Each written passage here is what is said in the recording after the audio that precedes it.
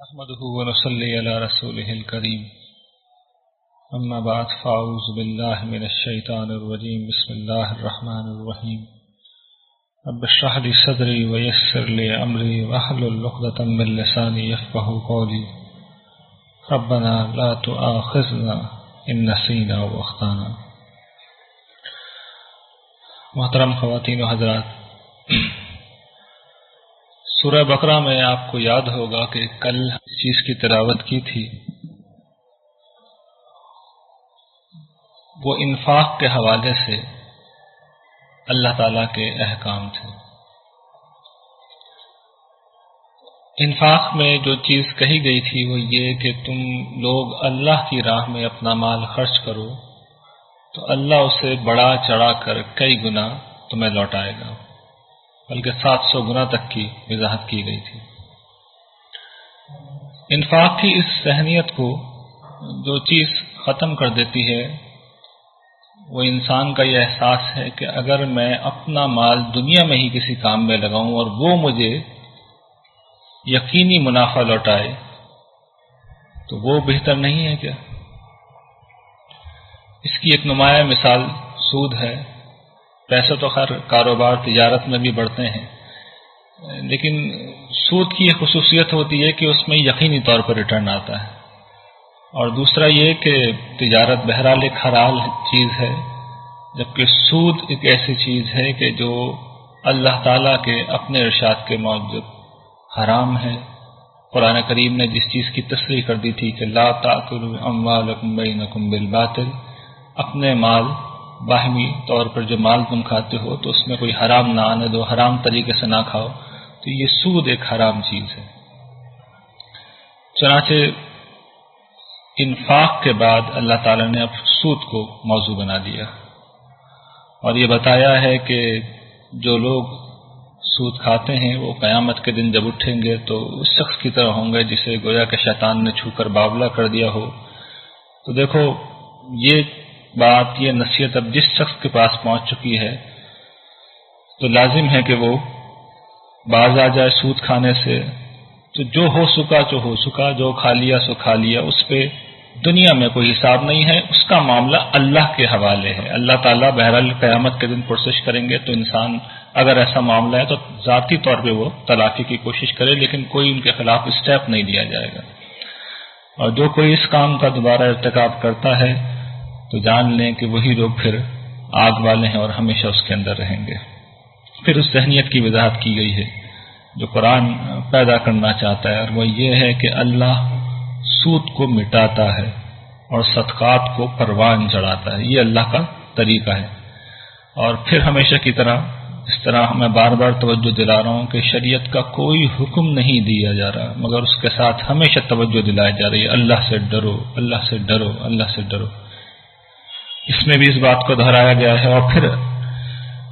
یہ آیت 281 میں اصل میں اس کی وضاحت کی گئی ہے کہ یہ بار بار ڈرنے کا حکم کیوں دیا جائے۔ دیکھیے اللہ تعالیٰ جو ہے وہ آپ اور میں، ہم اللہ کی کتنی ہی نافرمانی کیوں نہ کر لیں، انفرادی طور پہ وہ کسی کو نہیں پکڑتے۔ اس دنیا میں پکڑتے بھی ہیں تو عالم اسباب میں ہی ہوتا ہے، کسی کو محسوس بھی نہیں ہوتا۔ اس کی اصل پکڑ، اس کی اصل گرفت کس روز آئے گی؟ اس روز آئے گی جب ہم سب لوٹ کے اپنے رب کے حضور پہنچیں گے، اور پھر جو کچھ ہم نے کمایا ہوگا تو ہمیں پورا دیا جائے گا، اور اللہ تعالیٰ کسی پہ کوئی ظلم نہیں کریں گے۔ لیکن اس روز اگر ہمارے پاس ظلم ہوگا، ہم نے ظلم کیا ہوگا، تو وہ تو ہمیں پھر لوٹایا جائے گا، اور اس کی جو سزا ہے وہ ہمارے لیے ناقابل برداشت ہوگی۔ ہم وہ مخلوق ہیں صاحبوں جو آگ کی ایک آنچ بھی برداشت نہیں کر سکتے، سوئی کی ایک چبھن بھی برداشت نہیں کر سکتے۔ تو پروردگار عالم جب بار بار یہ کہتے ہیں کہ ڈرو ڈرو، تو وہ ہمیں توجہ دلا رہے ہیں کہ میرے پاس جو 2 انجام ہیں اس میں سے ایک ممکنہ انجام یہ ہے کہ آگ ہے، ایسی آگ جو پتھروں کو بھی پگھلا دے گی، تو تمہارے گوشت اور تمہارے کھال اور تمہاری ہڈیوں کی کیا حیثیت ہے؟ تو اللہ تعالیٰ اپنا تعارف یہ کراتے ہیں کہ وہ رحمان و رحیم ہیں، لیکن وہ عدل کرنے والے بھی ہیں۔ اور سرکشوں کو وہ کبھی معاف نہیں کرتے۔ تو یہ بار بار وہ توجہ دلا رہے ہیں کہ تمہارا جس ہستی سے معاملہ ہے اور جس کے پاس تمہیں جانا ہے اس کی عظمت کا، اس کی بڑائی کا کچھ خیال کرو، اور اپنی فکر کرو، اللہ سے ڈر کے ان اعمال کو اختیار کرو جو اس کو پسند ہیں، اور ان اعمال سے بچو جو اس کے لیے ناپسندیدہ ہے۔ سود کیا ہوتا ہے اگر آپ غور کیجئے تو اصل میں یہ قرض ہوتا ہے۔ قرض آپ دیتے ہیں اور پھر قرض پر اضافی رقم ہے جو آپ لیتے ہیں، اصل میں سود بائی ڈیفینیشن یہ ہوتا ہے۔ تو سود کی تو ممانعت ہو گئی، البتہ قرضے کے بارے میں اجازت دے دی گئی کہ وہ لوگ لے دے سکتے ہیں، لیکن قرضے میں خود اپنی ذات میں بڑے مسائل ہوتے ہیں۔ معاشرے کے اندر ہم سب دیکھتے ہیں کہ تعلقات خراب ہو جاتے ہیں اس لیے کہ قرض جب لیا تو کتنا قرض تھا اس پہ اختلاف ہو گیا، کب واپس کرنا ہے اس پہ تو اکثر اختلاف ہو جاتا ہے۔ تو اللہ تعالیٰ نے ہماری تربیت کے لیے ہمیں یہ بھی بتا دیا کہ اہل ایمان جب تم ادھار کا لین دین کرو اور کسی خاص مدت کے لیے ہو تو اسے لکھ لیا کرو، اور اس پہ 2 گواہ بھی بنا لیا کرو۔ کچھ مزید وضاحتیں ہیں، اس کے بعد بھی فرمایا کہ 2 گواہ بھی بنا لیا کرو۔ یہ وہ ضابطہ ہے کہ جس کو اگر ہم اختیار کر لیں تو ہمارے درمیان میں جو اکثر اختلافات ہو جاتے ہیں، میں نے ایسے بہت کیسز دیکھے کہ قرض لیتے ہیں لوگ اور بالعموم قرض قریبی لوگ ہی دیتے ہیں، دوست احباب جاننے والے ہی دیتے ہیں، تو ٹرسٹ کرتے ہیں اور اس کے بعد یہ کہتے ہیں آپس کی بات ہے، اب لکھنے کی کیا ضرورت ہے۔ لیکن 2 4 5 سال بعد یہی چیز تعلقات میں دراڑ ڈال دیتی ہے، اختلافات ہو جاتے ہیں اور لوگ ایک دوسرے کی شکل دیکھنے کے ربدار بھی نہیں رہتے۔ تو یہ اللہ تعالیٰ کی ہدایت کو پامال کرنے کا نتیجہ ہے جو اس دنیا میں نکل آتا ہے۔ تو یہاں پہ بھی یہ توجہ دلائی گئی ہے کہ اللہ سے ڈرو، اس کا تقوی اختیار کرو اور اس کو لکھ لیا کرو۔ اللہ سے ڈرو، یہ وہ تمہیں سکھا رہا ہے، وہ ہر چیز کے اوپر قدرت بھی رکھتا ہے، وہ ہر چیز کا علم بھی رکھتا ہے۔ اس کے بعد بھی کچھ سفر سے متعلق ہدایات ہیں، یعنی اس معاملے میں اللہ نے اتنا اصرار کیا، وہ ساری آیات کا میں ترجمہ نہیں کر سکوں گا، وقت اتنا نہیں ہے، لیکن آپ کو اندازہ ہو جائے گا کہ اتنا اصرار ہے اللہ تعالیٰ کو کہ اس کی کوئی حد نہیں ہے۔ تو وہ بار بار اس پر توجہ دلا رہے ہیں کہ اس کو لکھ لو، اہتمام کرو یہ سارے۔ اس کے بعد یہ سورت اب ختم ہو رہی ہے، سورت کا خاتمہ ہے، اور ایک بے مثل دعا کے اوپر یہ سورت ختم ہو رہی ہے۔ یہ دعا کیا ہے؟ یہ دعا دراصل اس امت کی ایک التجا ہے بارگاہ ربوبیت میں، جس میں وہ حاضر ہو کر ان صحابہ اکرام میں اصل میں جن کو دعا سکھائی گئی ہے، اور جب اللہ تعالیٰ کو اس طرح دعا سکھاتے ہیں تو گویا کہ وہ قبول کر لی گئی ہے۔ تو پہلے یہ بیان کیا جا رہا ہے کہ یہود نہیں مانتے، نہ مانے، رسول تو بہرحال ایمان لے آیا جو اس پہ نازل ہوا اس کے رب کی طرف سے، اور سارے اہل ایمان بھی، اور جو جو ایمانیات کے مطالبے تھے جن کو ہم نے کل آیا در کے اندر دیکھا کہ نیکی یہ نہیں کہ تم اپنے رخ مغرب و مشرق کی طرف کر لو، بلکہ نیکی تو یہ ہے کہ تم اللہ پر، آخرت پر، کتابوں پر، فرشتوں پر ان پہ ایمان لے آؤ۔ تو یہ سب ان کا ذکر کیا جا رہا ہے، اور پھر عمل کا جو معاملہ ہے تو وہ یہ ہے سمعنا و اطعنا، یہ ہے وہ جو میثاق جو پہلی دفعہ صحابہ اکرام نے باندھا تھا، اور اس کے بعد جب ہم یہ کہتے ہیں کہ ہم مسلمان ہیں، دراصل ہم یہ باندھ رہے ہوتے ہیں، یہ میثاق باندھ رہے ہوتے ہیں۔ اگر ہم نے میثاق باندھا نہیں تو میں بہت معذرت کے ساتھ یہ عرض کروں گا کہ پھر آفیشیلی ہم ابھی تک مسلمان نہیں ہیں، اس لیے کہ مسلمان کی ڈیفینیشن یہ ہوتی ہے جو اللہ کو معبود مانے، رسول اللہ صلی اللہ علیہ وسلم کو اپنا ہادی و رہبر مانے، اور اس بات پہ یقین رکھے کہ جو آپ لے کے آئیں اس پہ بہرحال عمل کرنا میری ذمہ داری ہے۔ تو اگر یہ ہم نے معاملہ نہیں کیا، یہ عہد نہیں کیا، اس پہ یقین نہیں کیا، تو کلمہ پڑھ لینے سے تو ہو سکتا ہے کہ ہمارا نام لوگوں کی فہرست میں مسلمان کے طور پر گنا جائے، لیکن اللہ کے ہاں تو ابھی ہمارے ایمان کی گنتی شروع ہی نہیں ہوئی۔ تو اللہ تعالیٰ تو یہ کہتے ہیں کہ صحابہ اکرام کا طریقہ تھا کہ انہوں نے یہ کہا کہ سمعنا و اطعنا، پروردگار تیرے ہر حکم کو سنا و مان لیا، ہمیں تیری بخشش چاہیے، اے ہمارے رب ہمیں تیری ہی طرف لوٹنا ہے۔ اور پھر جو وہ دعا آ رہی ہے وہ بڑی باکمال دعا ہے، اس میں یہ عرض کیا جا رہا ہے کہ پروردگار جو ہم سے بھول چوک ہو جائے، جو غلطی ہو جائے ہمارے رب، تو ہمیں اس پر مت پکڑیو، پروردگار ہم پہ وہ بوجھ مت ڈال جو تو نے ہم سے پچھلے پر ڈالے ہیں، اور نہ وہ بوجھ جو ہماری طاقت سے زیادہ ہے، ہمیں معاف کر دے، ہماری بخشش فرما، ہم پر رحم فرما، تو ہی ہمارا آقا ہے، تو ہی ہمارا مولا ہے، اور ان کافروں پر ہمیں غلبہ دے، ان کی نصرت دے ہمیں۔ یہ وہ بے نظیر دعا ہے حضرین کے جس دعا کی بنا پر آج میں اور آپ یہاں موجود ہیں، اللہ کا نام لے رہے ہیں، نماز کے لیے اکٹھا ہیں اور ہمیں کوئی نقصان پہنچانے نہیں آ رہا۔ آپ جانتے ہیں کہ صحابہ کرام سے پہلے تاریخ کا زمانے کا دستور کیا تھا؟ شرک دین تھا، بادشاہوں کا دین تھا، حکمرانوں کا دین تھا، اور جو شخص اس دین سے انحراف کر کے ایک اللہ کی عبادت کرنے کی کوشش کرتا، تو اگر آپ قرآن کریم میں دیکھیں گے، پڑھیں گے، وہ واقعہ آئے گا بھی کہ جو جادوگر تھے، جو موسیٰ علیہ السلام سے شکست کھانے کے بعد ایمان لے آئے تھے، تو جانتے ہیں فرعون نے ان کے ساتھ کیا کیا تھا؟ ان کے ایک طرف سے ہاتھ کاٹے تھے، دوسری طرف سے پاؤں کاٹے تھے، اور اس کے بعد انہیں سولی کے اوپر، کھجور کے تنے کے اوپر ٹھوک دیا تھا۔ ٹھوک دیا سے لٹرلی ٹھوک دیا تھا، کیلوں سے ٹھوک دیا تھا، اور اس کے بعد خون ٹپک ٹپک کے سسک کے انسان مر جاتا تھا۔ ایمان کا دعویٰ کرنے والوں کو آگ میں پھینک دیا جاتا تھا، ان کو گھر بار چھوڑ کر ہجرت کرنے پر مجبور کر دیا جاتا تھا، ان کی جان مال آبرو سب خطرے میں تھی۔ ابھی کل ہی ہم نے پڑھا ہے نا، جب سوال کیا کہ یہ جو شہر حرام ہے اس میں قتال کی حیثیت کیا، تو اللہ تعالیٰ نے یہی جواب دیا تھا کہ لوگوں کو فتنے میں مبتلا کرنا، یعنی ریلیجس پرسیکیوشن، مطلب ان کے مذہبی عقیدے کی بنیاد پر انہیں تعذیب کا، عذاب کا نشانہ بنانا، یہ اللہ کے نزدیک سب سے ناپسندیدہ چیز ہے۔ یہ ظلم کی بدترین قسم ہے، اور یہی دنیا میں ہزاروں برس تک رہے گی۔ یہ رسول اللہ صلی اللہ علیہ وسلم تھے، ان کے صحابہ کرام تھے جنہوں نے اس کے خلاف جنگ کی اور اس کو بالجبر توڑ دیا، اور انہی لوگوں کی وجہ سے آج ہمارے پاس یہ موقع ہے کہ ہم جنت کے اعلیٰ ترین درجے کے لیے کوشش کر سکتے ہیں، اور ہمیں کوئی بڑا خطرہ رسک لینے کی ضرورت پیش نہیں آتی۔ اس کے بعد بھی اگر ہم اس قیمتی موقع سے فائدہ نہ اٹھائیں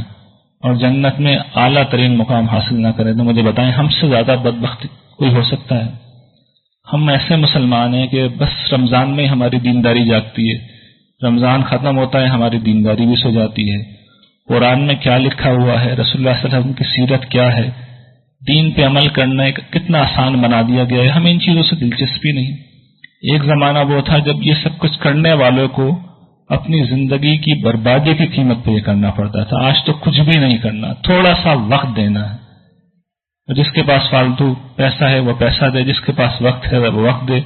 اس کو اپنے زندگی کا مشن بنائیں، دین سیکھیں اور دوسرے کو سکھائیں۔ یہ جنت کے اعلیٰ ترین مقام حاصل کرنے کا سب سے آسان نسخہ ہے، اور یہ کتنا آسان کر دیا گیا۔ اس میں کوئی مشکل ہے تو بتا دیں مجھے، کوئی مشکل نہیں ہے۔ اور یہ سب کس کی اصل میں اس کا کریڈٹ جاتا ہے؟ یہ رسول اللہ صلی اللہ علیہ وسلم کو جاتا ہے اور آپ کے صحابہ کرام کو جاتا ہے۔ اللہ تعالیٰ ان کو بہترین جزائے خیر دے ہماری طرف سے اور ساری انسانیت کی طرف سے۔ سورہ بقرہ ختم ہوئی ہے اور سورہ آل عمران اب شروع ہو رہی ہے۔ بقرہ میں اللہ تعالیٰ نے یہودیوں سے خطاب کر کے انہیں منصب امامت سے فارغ کیا تھا، بنی اسماعیل کو اس منصب پہ فائز کیا، اور پھر ان کا تزکیہ و تطہیر تھی۔ اس دفعہ صورتحال یہ کہ عیسائیوں سے اللہ تعالیٰ ایڈریس کر کے ان کو اس منصب سے ہٹائیں گے، جو مسلمانوں سے پہلے وہ بھی ایک اہل کتاب قوم میں سے تھے، ان کے پاس بھی اللہ کا پیغام آیا تھا۔ تو ان کی گمراہیوں، ان کی بدعتوں، ان کے انحرافات، اور آپ کو یاد ہوگا سورہ فاتحہ میں ایک گروپ تھا ضالین اور ایک گروپ تھا مغضوب علیہم، تو یہودی مغضوب علیہم تھے، ان پہ اللہ کا غضب ہوا، اور اب یہ ضالین کا ذکر آ رہا ہے جو گمراہ ہوئے ہیں، ان کے بارے میں تفصیل ہے۔ اس صورت میں پہلے ایک تمہید ہے جو 32 آیات کی ہے، پھر اس کے بعد ایک فصل ہے جس میں اہل کتاب بالخصوص نصارہ کے جرائم کا بیان ہوا ہے، دوسری فصل میں بنی اسماعیل کا اس منصب امامت پر جس کا میں بار بار ذکر کر چکا ہوں، اس پہ ان کا نصب کیا گیا ہے، اور ان کو وہ اعمال سکھائے گئے ہیں جو ان کے تزکیہ و تطہیر کا سبب ہیں، اور پھر آخر میں ایک بہت شاندار دعا کے اوپر اس سورت کا خاتمہ ہوتا ہے۔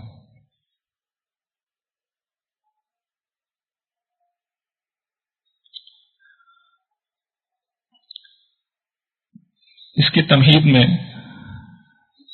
آیت 132 میں اللہ تعالیٰ نے 2-3 باتیں کہی، ان کو میں نے الگ الگ اکٹھا کر دیا ہے 3 عنوانات کے تحت۔ شروع کی 9 آیتوں میں یہ بات بتائی گئی ہے کہ قرآن اللہ کی طرف سے نازل کردہ کتاب ہے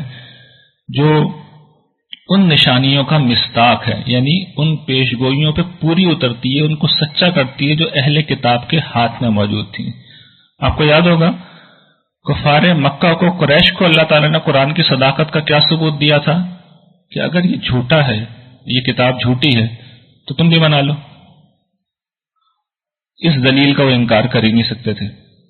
اس کے جواب میں کچھ نکتہ آفرینیاں انہوں نے کی تھی جو میں نے پہلے دن تفصیل سے آپ کو بتا دی تھی۔ یہی بات اب دوسرے پہلو سے اہل کتاب کے سامنے رکھی گئی کہ قرآن کی صداقت کا ثبوت یہ ہے، نبی کی صداقت کا ثبوت یہ ہے کہ یہ ان نشانیوں پہ بالکل پورا اترتے ہیں جو تمہارے پاس موجود ہے۔ ان کے لیے ممکن ہی نہیں تھا کہ وہ اس کا انکار کریں، انکار کر نہیں سکتے، ماننا بھی نہیں چاہتے، تو درمیانی راستہ کیا نکالا ہے؟ ان کے دلوں کے اندر ٹیڑھ تھی، تو اس کے نتیجے میں قرآن کریم کی دو طرح کی آیت ہیں یہاں بیان ہوا۔ ایک محکمات ہیں جس میں ابھی ہم نے دیکھا شریعت کے احکام ہیں، دین کے سادہ مطالبات ہیں، توحید ہے، آخرت ہے، بالکل سادہ باتیں، کوئی مشکل نہیں ہے۔ دوسری باتیں وہ ہیں جن کا تعلق اللہ کی صفات سے ہے یا اس دنیا سے جو ہمیں نظر نہیں آتی، جنت کی دنیا، جہنم کی دنیا، یہ آیتیں متشابہات کہلاتی ہیں۔ متشابہات یعنی ان کو تشبیہ کے اسلوب پہ سمجھایا گیا۔ میں مثال سے آپ کو سمجھاتا ہوں۔ ہم نے پہلے دن دیکھا تھا نا، اللہ تعالیٰ کو بتانا یہ مقصود تھا کہ جنت میں بڑی ویرائٹی ہے،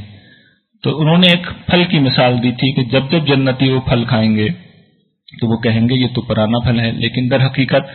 وہ ظاہری طور پہ پرانا ہوگا، اصل میں تو ایک نیا ذائقہ اس کے اندر ہوگا۔ تو جنت ختم نہ ہونے والی ورائٹی کی جگہ، انسان بغیر ورائٹی کے خوش رہ نہیں سکتا، یہ انسان کا مسئلہ ہے۔ تو اس چیز کا بیان تھا۔ اب ایک شخص لے کے بیٹھ جائے کہ یہ مجھے سمجھا دو کہ سیب کھانے سے آم کا مزہ کیسے آئے گا، ظاہر بات ہے یہ بات اسے سمجھائی نہیں جا سکتی۔ تو اس طرح کی ظاہری چیزوں کے پیچھے پڑ جانا یہ اہل کتاب کا وتیرہ تھا، ان کا رویہ تھا۔ تو قرآن نے اس کو واضح کر دیا کہ یہ بجائے اس کے کہ قرآن کی ہدایت کو مانے، اس طرح کی باتیں اس کے متعلق کر رہے ہیں۔ تو یہ دراصل دل کے ٹیڑھے ہونے کا نتیجہ ہے، یہ صراط مستقیم سے ہٹ جانے کا نتیجہ۔ صحیح رویہ تو صحابہ کرام کا ہے کہ اصل ان کا مقصود یہ ہوتا ہے کہ ہمیں پروردگار کی رحمت چاہیے، پروردگار ہم کے پاس جو ہدایت آ گئی ہے وہ آ گئی ہے، تو پروردگار ہمارے دل اس سے مت پھیر دے، اپنے پاس سے ہمیں رحمت دے، تو بڑا بخشش والا ہے، ہمیں یقین ہے کہ تو انسانوں کو ایک روز جمع کرے گا اور اس دن کے آنے میں کوئی شک نہیں ہے، تو اس دن کی رسوائی ہمیں نہیں چاہیے۔ بے شک تو اپنے وعدے کے خلاف نہیں چلتا ہے۔ فوکس، اصل دھیان جو اصل مقصود ہے اس کی طرف ہے، یہ نہیں کہ وہ دن آئے گا تو کیسا ہوگا، دن ہوگا، رات ہوگی، اس طرح کے بہودہ سوالات یہ اہل ایمان کا طریقہ نہیں ہوتے۔ دوسری بات، اس صورت کی تمہید میں بات بیان کی گئی کہ جو نہیں مان رہے ان کی وجہ انکار اصل میں یہ مال و اولاد کی محبت ہے،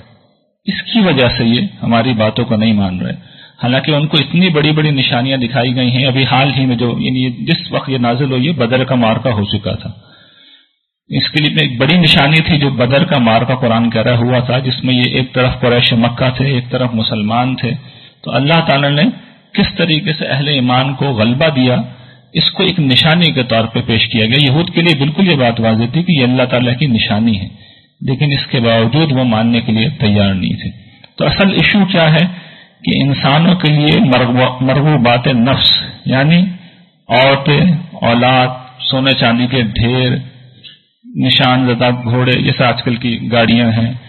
مویشی، یہ جو بینک بیلنس ہیں، ہرس یعنی کھیتی، آج کل فیکٹریاں، کاروبار، یہ چیزیں انسانوں کے لیے زیادہ محبوب ہوتی ہیں، حالانکہ اللہ کے نزدیک تو اس دنیا کی بہت تھوڑی سی متاع ہے، بہت تھوڑا سا سر و سامان ہے، اور جو اللہ کے پاس ہے وہ زیادہ بہتر ہے۔ اور وہ اللہ تعالیٰ بتاتے ہیں کہ اس سے بہتر کیا چیز ہے جو متقیوں کے لیے اللہ تعالیٰ نے رکھی ہے، وہ جنت ہے، وہ باغات ہیں جن کے نیچے نہریں بہتی ہیں، جن میں وہ ہمیشہ رہیں گے، اس میں پاکیزہ بیویاں ہوں گی، اور سب سے بڑھ کر اللہ کی رضا ہوگی۔ تو یہ چیزیں بہتر ہیں کہ عارض دنیا کا سر و سامان جو کسی لمحے بھی ختم ہو سکتا ہے۔ اور یہ کن کو ملیں گی؟ جو ایمان لانے والے ہیں، مغفرت کی درخواست کرنے والے ہیں اور التجا کرتے ہیں کہ پروردگار ہمیں جہنم کی آگ سے بچا لے۔ یہ صبر کرنے والے ہیں، سچے ہیں، فرما بردار ہیں، خرچ کرنے والے ہیں اللہ کی راہ میں، اور راتوں میں اٹھ کے توبہ کرنے والے ہیں۔ پھر جو اگلی چیز بیان کی گئی ہے وہ یہ کہ بنی اسماعیل کو اللہ تعالیٰ اس منصب پہ فائز کر رہے ہیں، اور اس سے پہلے یہ بتا رہے ہیں کہ دیکھو دین اسلام آ چکا ہے، اور یہ جو اہل کتاب ہیں اور امیین یعنی کہ مشرکین بنی اسماعیل ہیں، ان کو دعوت اسلام دو،